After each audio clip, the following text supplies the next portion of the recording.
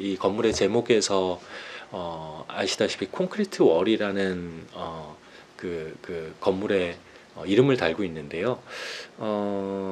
콘크리트라는 재료는 그렇게 생각합니다. 콘크리트는 자연의 암석, 바위와 결코 다르지 않다라고 생각을 합니다. 콘크리트가 만들어지는 어떤 물질들을 생각을 하면 뭐 자갈, 그리고 모래, 그 다음에 돌가루인 시멘트, 그리고 물, 뭐 그 네 가지 물질을 사실 이렇게 비벼서 레미콘에서 타설을 하는 거거든요.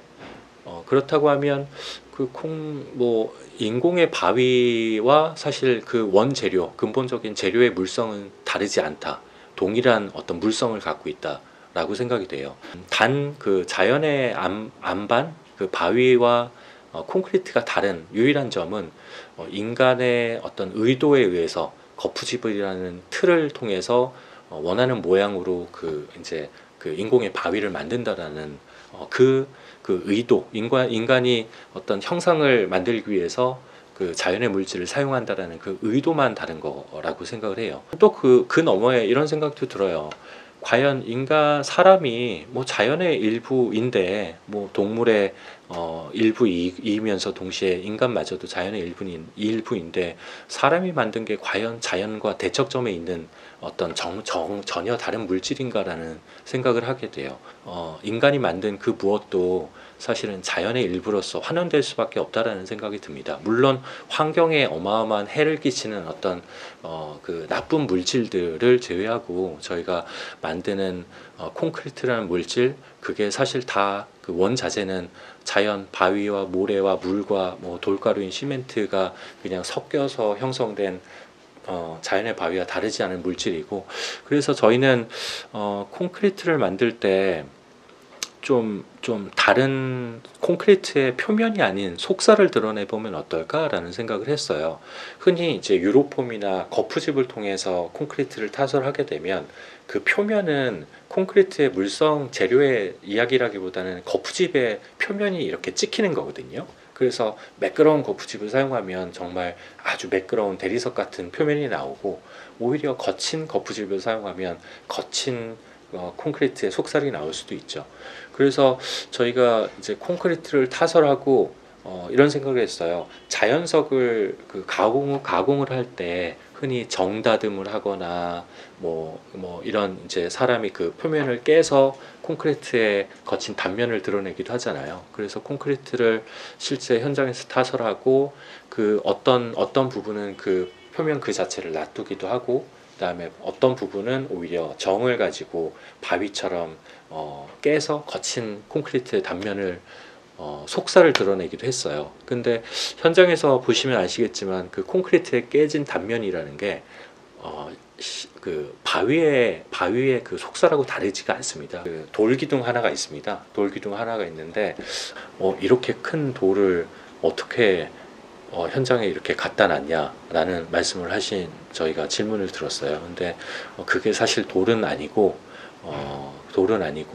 콘크리트를 마치 돌을 다듬듯이 정으로 깨서 만든 콘크리트의 기둥입니다라고 이제 말씀을 드리면 그때서야 이제 상당히 이제 놀라시는 경우들도 있었어요. 콘크리트를 마치 바위 다루듯이 좀 그 인공의 물질이지만 어떻게 자연과 닮아 있을 수 있을까라는 고민하면서 썼는데, 인공의 바위 너머에 자연의 바위들도 저희가 적용 요소로 많이 썼어요.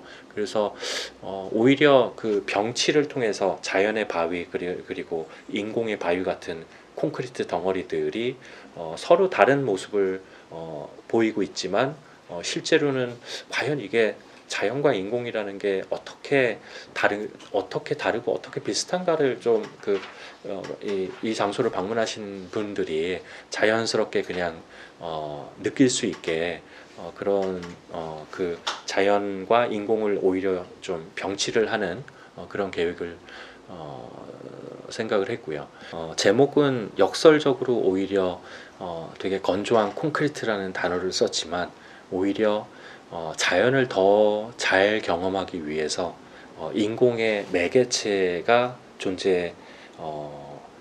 해야 된다. 근데 그 인공의 외계체는 자연을 거스르기보다는 오히려 빛을 머금고 그 다음에 물과 바람을 스며들게 하는 자연과 관계 맺게 하는 조화로운 어떤 공간을 만들고자 했습니다.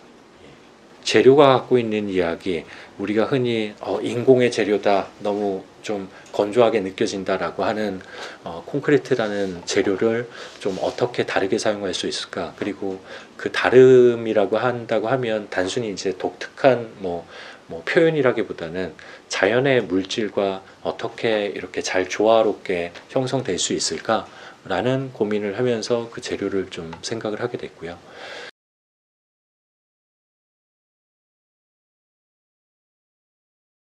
시금동에서 가장 이제 주요한 구심점이 되는 공간은 전면에 있는 작은 수공간이에요. 대지가 그 거대한 청평호에 면하고 있지만 사실 1층에서 물이 그렇게 잘 보이지는 않는 대지입니다. 그래서 저희는 그거를 한편으로는 좀 다행스럽게 생각을 했어요. 물이 너무 공간을 압도하고 있다고 하면 사람들이 물을 어떻게 경험해야 되는지 한 가지만 집중을 할 수밖에 없었을 것 같아요. 근데 이 대지는 앞에 작은 산자락이 있어서 물이 그렇게 시원하게 열리진 않는 공간, 그래서 오히려 그 마당 안에 작은 수공간을 만들어서 그 그라운드 레벨, 그러니까 대지 안에서 사람들이 물의 어떤 떨어짐을 통해서 시각적인 경험뿐만 아니라 어떤 청각적인 경험까지도 그 장소의 이야기를 담을 수 있겠다라는 생각이 들었습니다. 물이라는 요소는 뭐 단순히 뭐 시원한 어떤 감각을 일으킨다기보다는 그 사실 빛이 되게 중요한 요소였던 것 같아요. 저희가 주요한 재료를 콘크리트라는 조금은 건조한 재료를 건물의 주요 재료를 사용했는데 빛이 스며들고 혹은 물 위로 수면 위로 빛이 반사되면서 내부의 콘크리트 벽체에 산란되는 어떤 그 물질성은 콘크리트가 매우 단단한 물질이라고 하면 그거는 이제 빛으로 인해서 수면에 반사된 찰랑거리는 빛은 상당히 비물질화되는 어떤 풍경을 만든다고 생각을 했거든요. 그래서 되게 경직되고 고정돼 있지만 되게 일렁대는 하나의 현상을 마주할 수 있는 그런 뭐 공간의 경험을 또 할 수 있습니다. 그래서 물이라는 요소가 뭐 시원한 어떤 그 물질성뿐만 아니라 어떤 콘크리트가 갖고 있는 단단함을 조금 유연하게 형성을 해주는 그런 빛의 효과도 있고,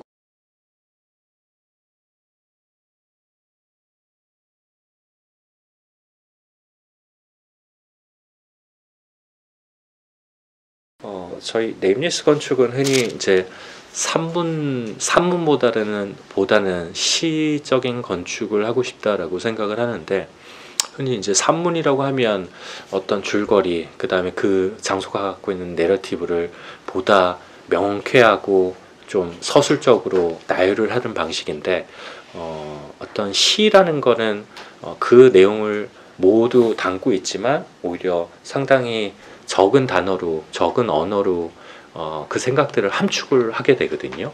근데 건축도 마찬가지인 것 같아요.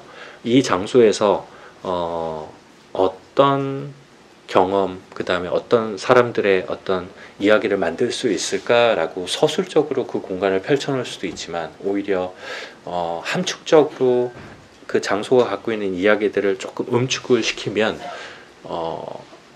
훨씬 더 사람들이 경험하는 방식이 다양해지는 것 같아요. 그러니까 여기는 이렇게 써라고 너무나 명확하게 이야기를 하는 것보다 여기는 뭘 하는 장소일까? 여기에서 과연 빛이 떨어질까? 뭐 사이 틈으로 비가 내릴까? 혹은 뭐 바람이 지나갈까라는 그런 장소를 조금 이렇게 그 압축적으로 형성을 해놓으면 사람들이 사용하는 방식 자체가 되게 다양하게 해석이 되는 것 같아요. 그 공간을 읽는 방식도. 그래서 저희 뭐 네임리스라는 이름도 사실 그런 맥락을 담고 있습니다. 그러니까 뭐 바라보는 이에 의해서 좀 다양하게 경험되고 해석될 수 있는 여지. 그래서 뭐 이름 없다라는 저희의 이제 뭐 그 저희의 정체성 역시 좀그 경험하는 해석하는 사람에 따라서 다양하게 해석 가능하고, 그 다음에 저희가 만드는 건축도 그런 여지를 좀 많이 담고자 했습니다.